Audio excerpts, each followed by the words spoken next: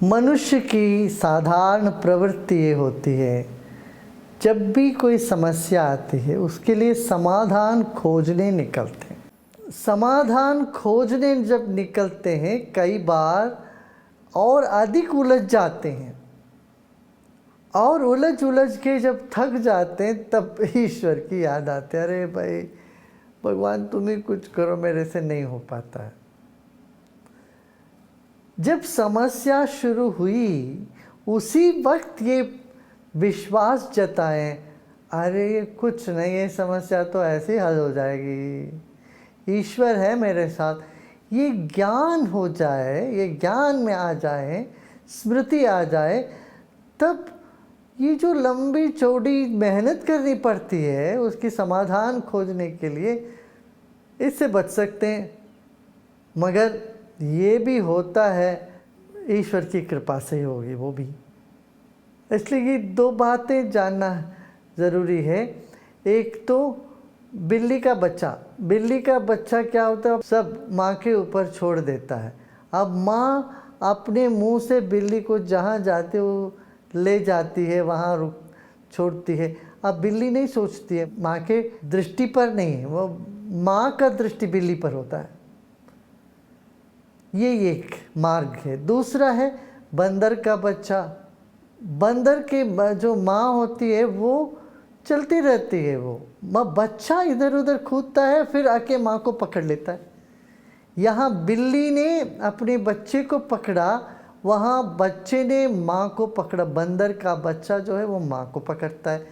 ये दोनों मार्ग है, दोनों श्रेष्ठ हैं। एक तो तुम पुरुषार्थ से अपना मार्ग खोजो, दूसरा है सब पूर्ण विश्वास में निछावर करके बैठो। अच्छा, आप विश्वास करें तो तुरंत उसी दिन सब मिल जाएगा क्या? ऐसा कोई गारंटी नहीं। कई परीक्षा होती है। सच में तुम बंदर के बच्चे हो या बिल्ली के बच्चे हो, इसकी परीक्षा खूब होगी। बिल्ली के बच्चे बनना हो तो लगता है आसान मगर है कठिन।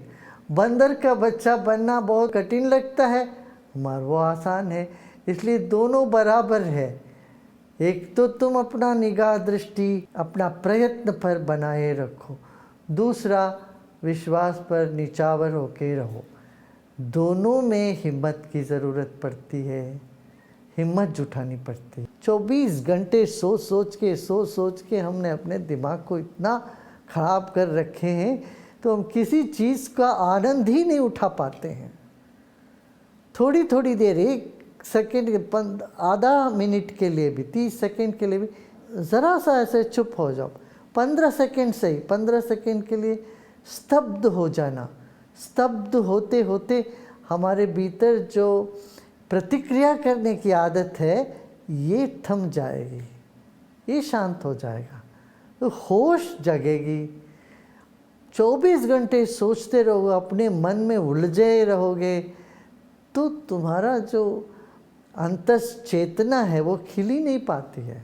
वो वैसा है, एक फूल के ऊपर ढक्कन रख दिया, कुछ रख दिया, पत्थर रख दिया, वो खिल कहाँ पाती है। फिर वो खिलती भी हो तो उसकी आनंद नहीं उसको महसूस हो पाता, आनंद नहीं दिखता, उसका सुगंध नहीं फैलता, खिलना ही असंभव हो जाता।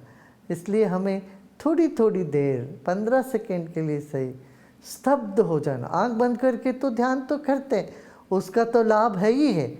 उसके अलावा भी प्रतिनित्य जो काम करते रहते हैं उसमें थोड़ी थोड़ी देर ऐसे स्तब्ध होके शांत रहे।